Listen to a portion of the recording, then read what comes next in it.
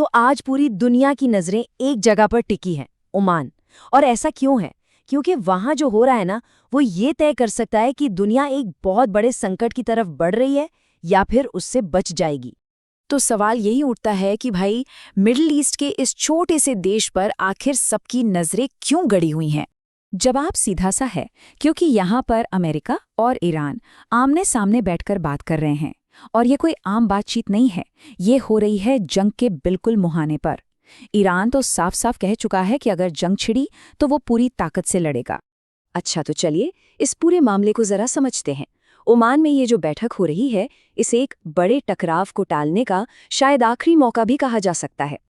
देखिए, अमेरिका के सबसे बड़े दूत और ईरान के विदेश मंत्री ओमान में मिले हैं, और मकसद सिर्फ एक है, किसी भी तरह उस जंग से पीछे हटना जिसमें पूरी दुनिया को हिलाकर रख देने की ताकत है।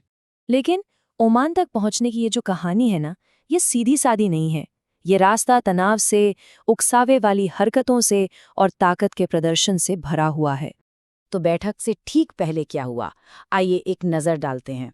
देखिए, पहले तो ये बातचीत इस्तांबुल में होनी थी, लेकिन आखिरी वक्त पर ईरान ने कहा नहीं, बात होगी तो ओमान में। अमेरिका पहले तो नहीं माना, पर फिर उसे झुकना पड़ा।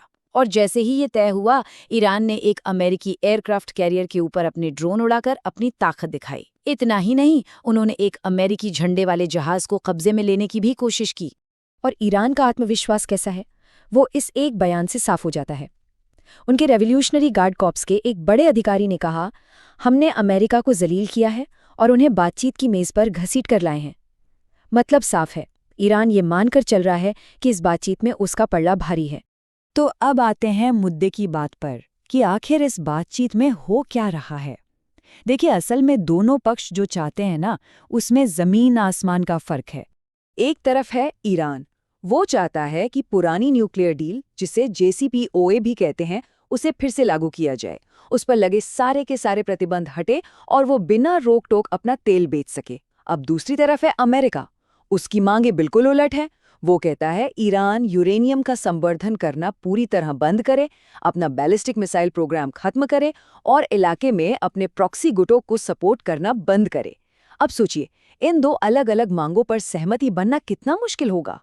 यहाँ एक बड़ा सवाल खड़ा होता है, जब दोनों की मांगों में इतना फर्क है, तो फिर अमेरिका बातचीत के लिए इतनी जल्दी में क्यों है? आखिर क्या वजह है?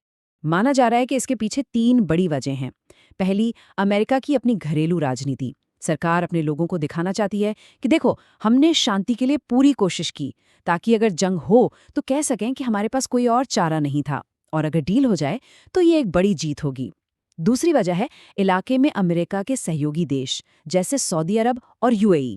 वो नहीं चाहते कि उनके पड़ोस में जंग हो। और तीसरी, और शायद सबसे बड़ी वजह है चीन।